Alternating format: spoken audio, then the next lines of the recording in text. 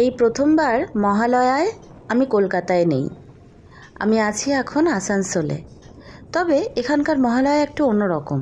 মহালয়াতে সারা রাত এখানে বাজি পোড়ানো হয়। সারা রাত মানে কিন্তু সত্যিই সারা রাত। ভোর 4টের সময় মহালয়া শুনবো বলে আলাদা করে আর অ্যালার্ম দিতে হয়নি, এমনি সারা রাত জেগেই ছিলাম। মহালয়াতে বাজি ফোটানোর ব্যাপার কিন্তু কলকাতাতে ঠিক নেই, ওটা আমরা কালী পুজোতেই ফোটাই। আসানসোলেই দেখলাম যে মহালয়া সারা রাত ধরে বাজি ফুটছে। ইনফ্যাক্ট সকাল যত হচ্ছে বাজির তোড় আরও তত বাড়ছে। ভোরবেলা দামোদর নদের তীরের কাশফুল এনজয় করার পরে আমরা বেরিয়ে পড়লাম একটুখানি ঘুরতে। না, কোনোভাবেই প্রি প্ল্যান্ড নয়। সকাল 7টায় বেরিয়ে 2 ঘন্টা রাইড করে আমরা আস্তে ধীরে পৌঁছে গেলাম ঝাড়খণ্ডে। আর ঝাড়খণ্ডের কোথায় গেলাম জানো? দেখো তো রাস্তাটা চিনতে পারো কিনা। বোধহয় তোমরা অনেকেই গেছো এই সুন্দর জঙ্গল আর 2 পাহাড়ের মাঝখানের এমন একটা অদ্ভুত প্রাকৃতিক পরিবেশ এনজয় করতে, বিশেষ করে বর্ষাকালে। তোপচাঁচি লেক।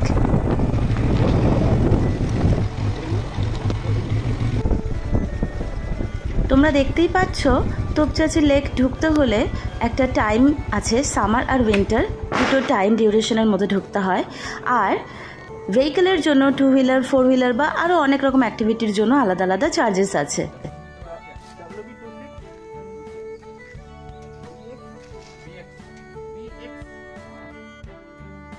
আমরা আমাদের শঙ্করের জন্য 15 টাকা এন্ট্রি ফি দিয়ে ঢুকে গেলাম তোপচাঁচি।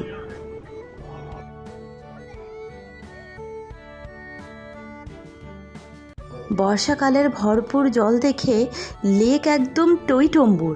পাশ দিয়ে একটা সুন্দর রাস্তা চলে গেছে। শুনলাম এখান দিয়ে লেকের চারিদিকে নাকি ঘোরা যায়। ঠিক আছে, কতদূর ঘোরা যায় ঠিক আন্দাজ নেই, কিন্তু চলতে শুরু করে দিলাম।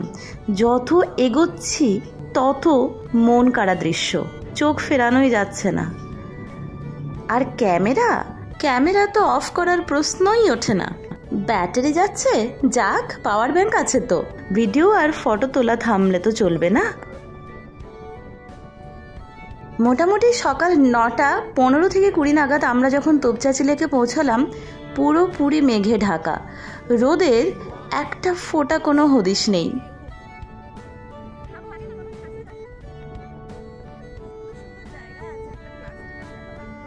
কিছু দূর যেতেই মনে হচ্ছিল এখানে একটু বসি, কিন্তু বসলে যদি সামনের দৃশ্য মিস করে যাই, তাই শুধুই এগিয়ে যাচ্ছিলাম সামনের দিকে। যেতে যেতেই দূর থেকে দেখলাম একটা বসার জায়গা, বেশ বাঁধানো, গাছের গুঁড়িগুলো সিমেন্ট দিয়ে প্লাস ছাতা ছাতা করে দেওয়া একটা পিকনিক স্পটের মতো। এত সুন্দর জায়গা, আর একটু বসবো না? তাই আমরা ডিসাইড করলাম এখানে বসেই চা স্ন্যাক্সটা সেরে নেওয়া যাক। মনে হচ্ছিল আমরা সকালের ব্রেকফাস্ট করতে আসানসোল থেকে 2 ঘন্টা রাইড করে তোপচাঁচি লেকে এসেছি।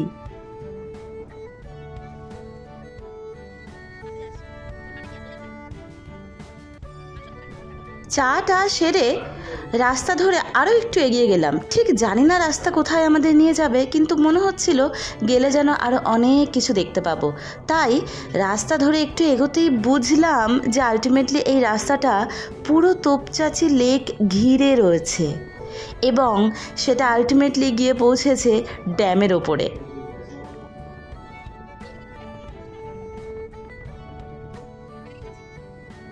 এত সুন্দর প্রাকৃতিক সৌন্দর্যের মাঝখানে আমাদের শঙ্করের একটু ফটো হবে না?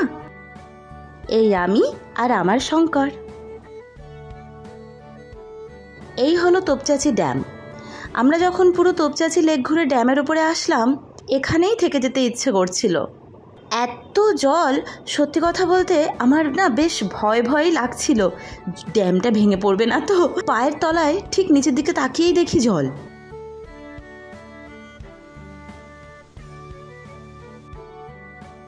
আর ওয়েদারের কথা না বললেই নয়, মুহূর্তে মুহূর্তে ওয়েদার চেঞ্জ। এই রোদ, এই মেঘ, এই প্রচণ্ড ঘামছি, আবার এই ঠান্ডা হাওয়ার ঝলকা।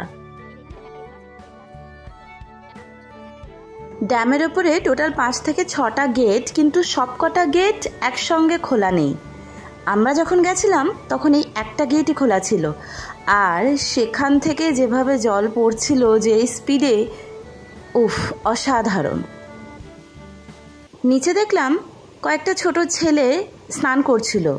এবার তো নিচে কিভাবে যেতে হবে সেটা দেখতে হয়। স্নান হয়তো করবো না, কিন্তু নিচে গিয়ে তো দেখতে হবে না কেমন লাগে ভিউটা।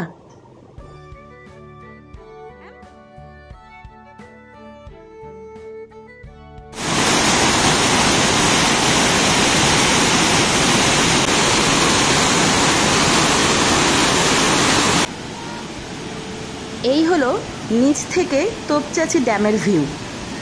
জলের স্পিডে মোটামুটি গলার আওয়াজ কিছুই শোনা যাচ্ছিল না। এইখানেই প্রচুর ছেলেরা এই ছোট ছোট ধাপ করে দেওয়া যে ইন্টারেস্টিং ব্যাপারটা রয়েছে এখানে উঠে স্নান করছিল। ছেলেদের জন্য অনেকটাই সুবিধাজনক, আমাদের তো ইচ্ছে থাকলেও উপায় হয় না। তোপচাঁচি লেক আর ড্যাম দেখে অসাধারণ সকালবেলাটা কাটিয়ে আমরা রওনা হলাম আরেক জায়গার উদ্দেশ্যে। না, এটা তোমাদের কাছে সারপ্রাইজ, ধীরে ধীরে বুঝতে পারবে আমরা কোথায় যাচ্ছি। তোমাদের জানিয়ে রাখি, এই তোপচাঁচি ঢোকার মুখে গেটে এখানে আমাদের 15 টাকা টিকিট করা হয়েছিল 2 হুইলারের জন্য, আর এটা একটা শিব মন্দির। এরপরে কোথায় গেলাম সেটা জানতে হলে তো এর পরের ভিডিও দেখতে হবে, আর চ্যানেলটা সাবস্ক্রাইব করে দিলেই পরের ভিডিও পেয়ে যাবে।